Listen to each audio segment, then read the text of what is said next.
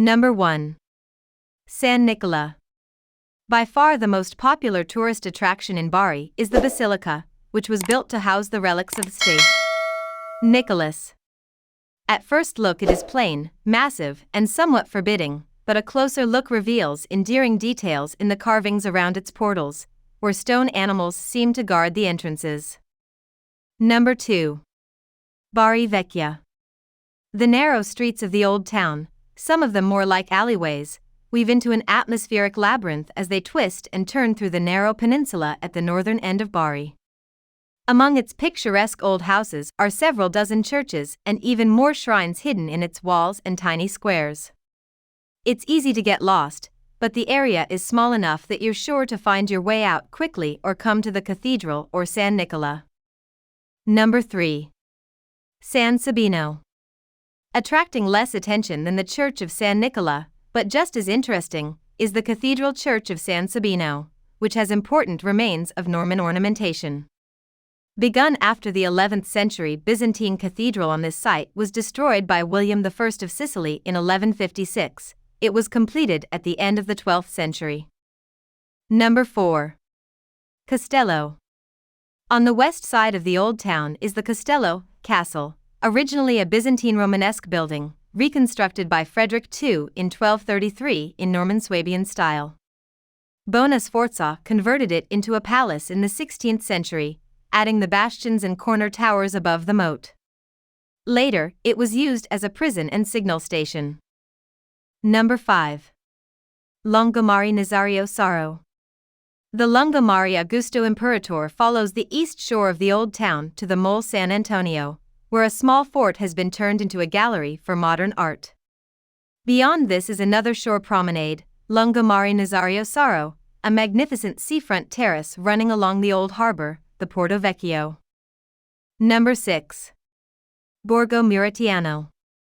Borgo Murattiano is the business and commercial center of Bari, separated from the old town by the long, broad Corso Vittorio Emanuele II, which was laid out in 1813.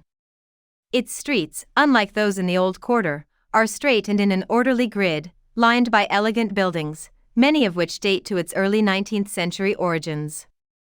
Others reflect the styles that followed, especially Art Nouveau, called Liberty in Italy, popular at the turn of the 20th century. Number 7. Teatro Petruzzelli. The magnificent theater, the fourth largest in Italy, was completed in 1903 as an opera house and concert hall, and has hosted some of the great Italian and international performing artists, including Luciano Pavarotti, Rudolf Nureyev, Ray Charles, Liza Minnelli, and Frank Sinatra.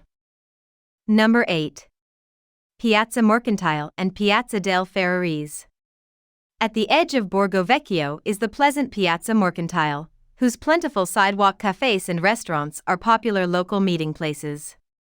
Not so pleasant was the fate of petty criminals and debtors who in the Middle Ages were tied to the Colonna della Giustizia, a column in the corner of the piazza, for public ridicule.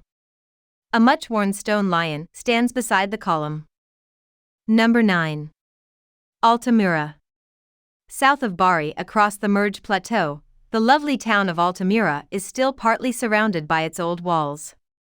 The imposing cathedral was built by Frederick II in 1231, with later modifications after an earthquake in the 14th century, and a complete reversal of the interior in the 16th century.